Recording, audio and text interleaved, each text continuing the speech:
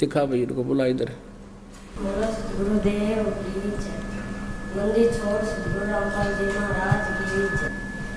मैं किसी मिस्त्री के पास गया हुआ था, नीचे वाले मिस्त्री के पास गया हुआ था, तो उसके ऊपर से 11,000 वोल्टेज के तार गए हुए थे। तो मेरी मम्मी बोली तार ऊपर, मैं से देखने लगा तो वो बिजली ने मैं खींच लिया 1.5 फुट ऊपर से। ये सिर देखा, नीचे न करके देख,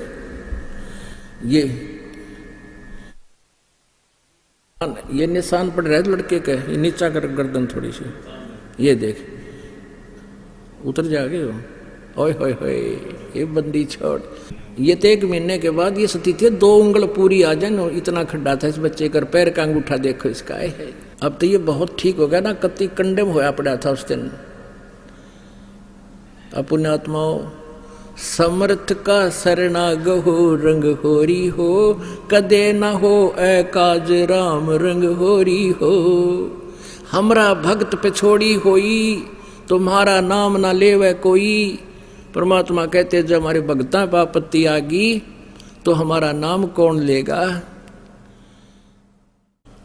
इनकी पत्नी को प्रेत बाधा थी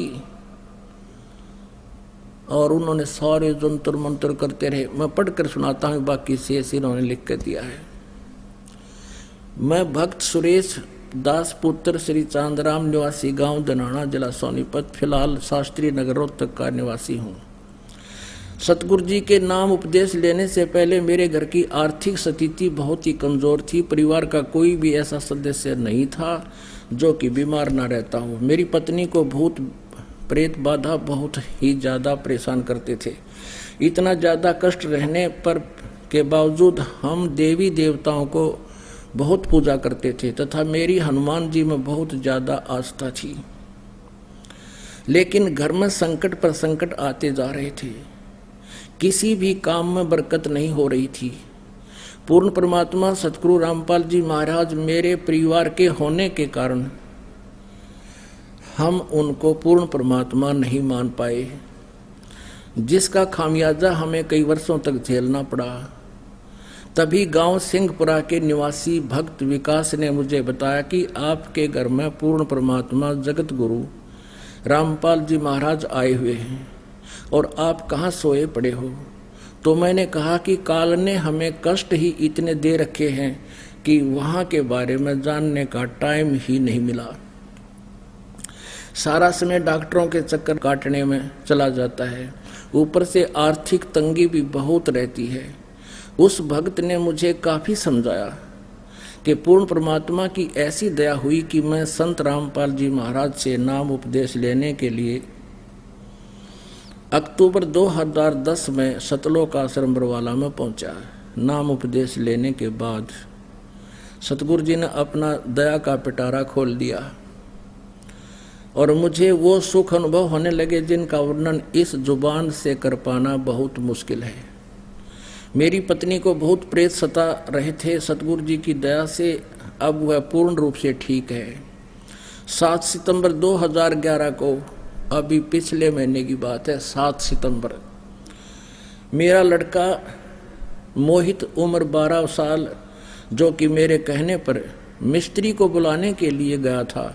मिस्त्री के मकान के ऊपर 1100 वोल्ट की वोल्टेज की तार थे। लड़के का तारों के बीच में 1 फीट की दूरी थी। जब वह उनके नजदीक गया तो तारों ने लड़के को खींच लिया। लड़के के सिर पर तार गड़ गया। इसका निशान दिखाएंगे आपको, ये भगवान है।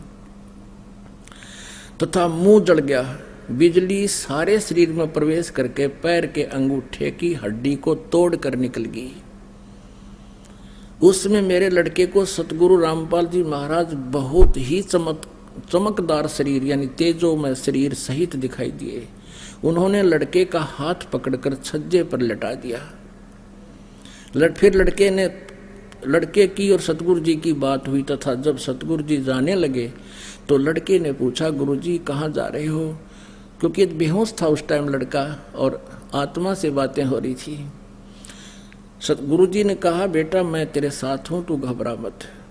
उसके बाद हम लड़के को हॉस्पिटल में ले गए। वहां पर भी लड़के को गुरु जी दिखाई दिए और मेरे लड़के ने कहा कि गुरु जी मेरे साथ हैं, तुम घबराओ मत।